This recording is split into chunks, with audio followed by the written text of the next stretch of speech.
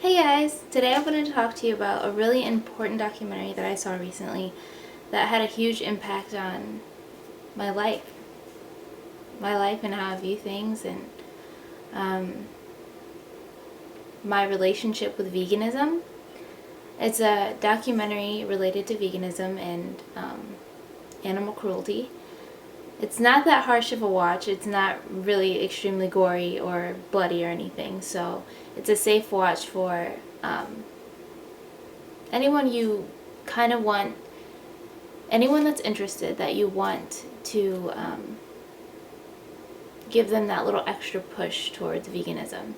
The film is called Life According to OHAD.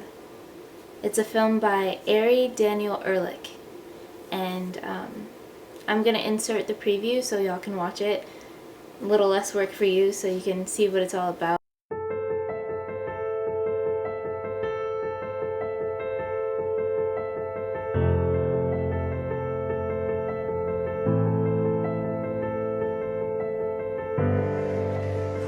האם זה בסדר שקוראים לבעלי חיים לכל כך הרבה סבל בשביל שאני אהנה מחתיכת בשר או מכוס חלב או מחביתה בבוקר?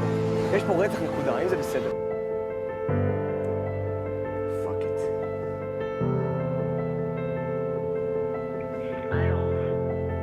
אמא?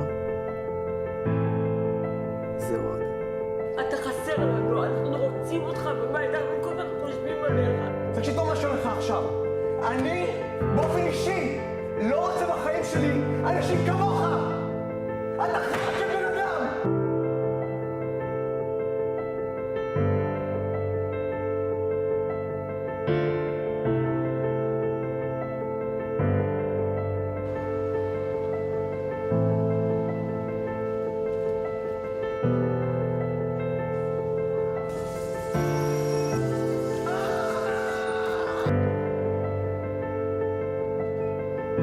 זה עונש קיבלנו שזה אכפת כל כך, זה פשוט עונש.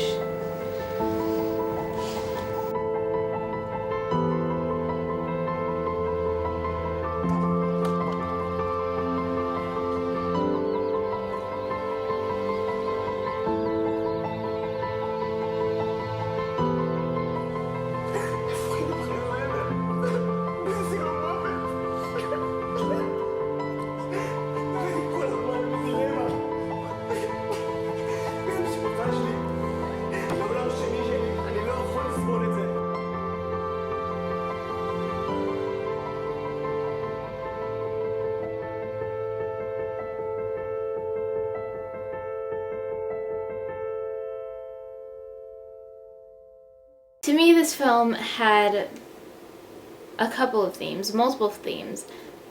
It was really, I mean, it's a documentary, so it's set in life. It's real time. And obviously in real time, our lives consist of a lot of themes. But these are the themes that stuck out to me and that really resonated with me when I finished the film.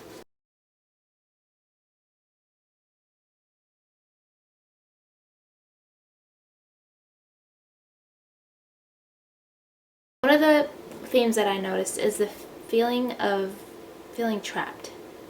I know as a person who does something different, goes against the status quo, which is you if you're a vegan, or do anything that involves something that's different from everyone else. When you take action against the status quo, you can experience kind of an enlightenment, kind of it's like being woke. It's what everyone calls being woke. Once you're woke, you're woke up. You're like, the world is different. You look at things differently. You start noticing things you hadn't noticed before, and you can start experiencing emotions of unsettlement, of disgust, and of sadness. I mean, when you're a kid or an American growing up in the American world, you have a unique perspective of how the world is. It's a great place. It's a land of opportunity. Our lives are so privileged.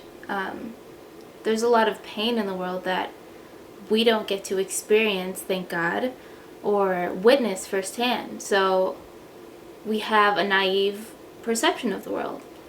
And once we're woke, once we start realizing that they're being aware of this pain and suffering that's going on worldwide outside of America, it really changes the way our emotional state is day to day. At least I can say that from my perspective, and my friends that have gone vegan or etc. etc. It changes your emotional well-being because you're going through day to day doing these tedious things, participating in things that don't matter, like getting dressed in the morning, or all the privileges that were so easy to you before are now extremely sacred, and it's a weird experience. It's a weird experience. It's like you're stuck doing something when you know you can do so much more.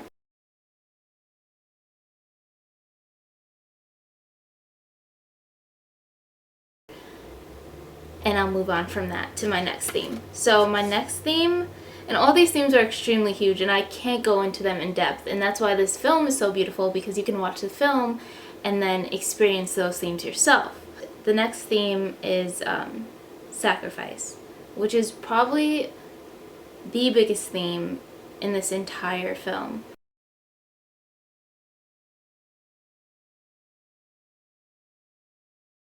In this film, he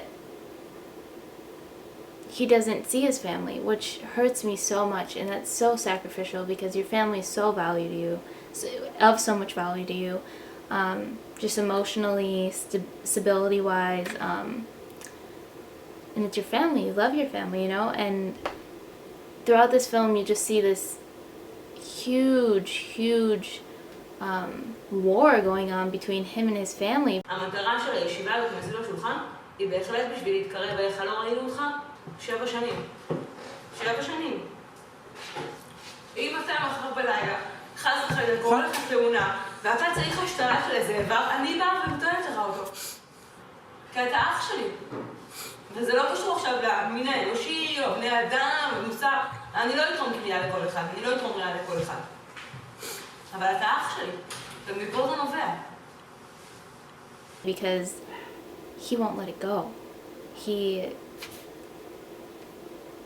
constantly throws it in their face and throws it in their face, and that's how angry you are, though. That's how angry you are inside when you're vegan, or when you become aware of all this pain. It's like your instinctual emotion is anger, and you want everyone to just wake the F up, you know? My mom is familiar with, like, not using the same spoon for the meat, spaghetti, etc., etc. But they don't really get it. They're not there yet, you know? So it can be so hard with family and friends once you're experiencing these emotions I felt before of, like, unsettlement. You just want to shake everyone. You want them to be woke like you are. You want them to be aware of the empty mindset we were in before, just mindlessly consuming things without thinking where they came from. You know, that goes for sweatshop factories, that goes for veganism. And it can be really frustrating dealing with your family, knowing that they are participating in all this pain, participating in all this infliction of pain on other beings. So I know how frustrating that can be, and how this film changed me is we can't be passive.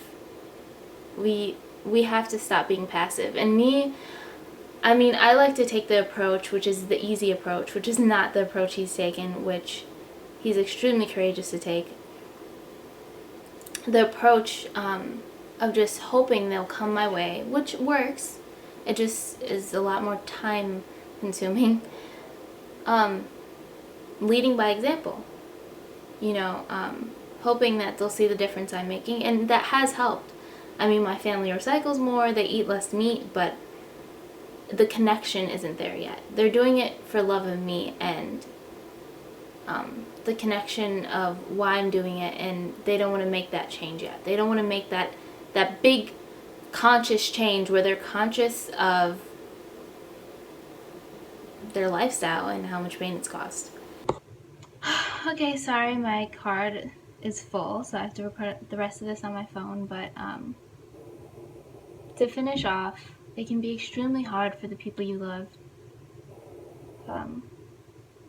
to see you in so much pain and to deal with your lifestyle changes when they're so extreme. And I only know that from my little bit of experience, the little bit of things that I'm doing, so I can only imagine how it is for him. And if you want some insight to that, then watch this documentary. It's completely beautiful. It's amazing. I love it.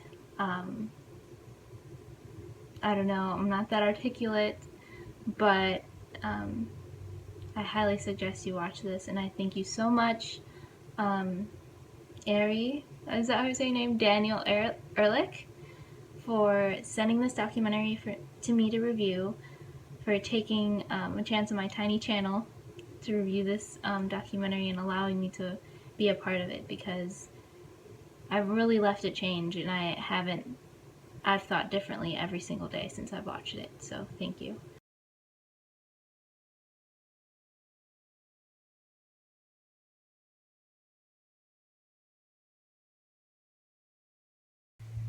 I just wanted to add one final note on top of this very all over the place review, but wanted to add the final note that I think this film is great for my family, anyone who knows someone who's vegan, because I think the unique thing about this film, as opposed to other vegan documentaries, is that it's really personal. It's extremely personal.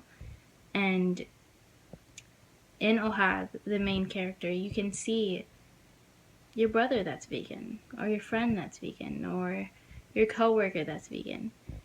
And although most of the time the vegan you know is going to be they're going to try to be the friendly vegan.